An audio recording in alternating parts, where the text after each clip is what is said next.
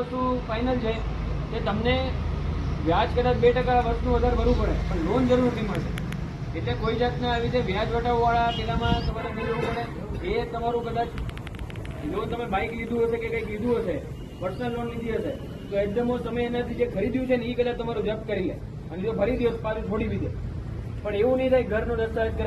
આજરોજ Savarkundla town police station દ્વારા એક સાવરકુંડલા ટાઉનના જેટલા બધા નાગરિકો છે, જે અલગ અલગ નાના મોટા વેપાર કરતા માણસો છે, એ બધાને એક જાગૃતતા લાવવા માટે તથા કોઈપણ જાતના વ્યાજખોરીથી કોઈ પીડાતું હોય તો એમની રજૂઆતો સાંભળવા માટે આજે આ એક લોક દરબારનું આયોજન કરવામાં આવેલ હતું.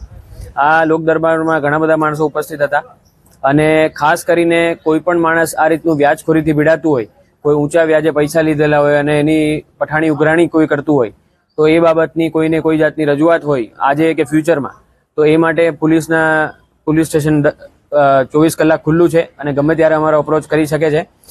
જેના વિરુદ્ધ કડકમાં કડક કાર્યવાહી કરવામાં આવશે એવી અમે બાંહેધરી આપેલ છે. અને અત્યાર સુધી ઘણા બધા વ્યાજખોરો વિરુદ્ધની ઝુંબેશમાં ઘણા બધા કેસો નોંધાયેલા છે. એમાં ઘણા બધા આરોપીઓની અટક પણ થયેલી છે. ઘણા બધાને પોતાના પ્રોપર્ટી, પોતાના પૈસા જે આપેલા છે એ પાછા પણ અપાવેલા છે. અને એ રીતની કાર્યવાહી આખા અમરેલી જિલ્લામાં તથા સાવરકુંડલા ડિવિઝનમાં અને સાવરકુંડલા પોલીસ સ્ટેશનમાં અવારનવાર થતી આવેલી છે. આ બાબતનું માર્ગદર્શન આપવામાં આવ્યું અને ખાસ કરીને લોકોને એ સૂચના આપવામાં આવી કે જે સરકારની સ્કીમો છે જેના આધારે ઓછા લોને કંઈ પણ પેપર્સ વગર જે બધી નાના મોટી બિઝનેસ કરવા માટેની જે બધી અલગ અલગ લોન આપવામાં આવે છે, મુદ્રા યોજનાની, સ્વનિધિ યોજનાની, વિશ્વકર્મા યોજનાની, તો આ બધી સ્કીમો વિશે પણ માહિતી આપવામાં આવી.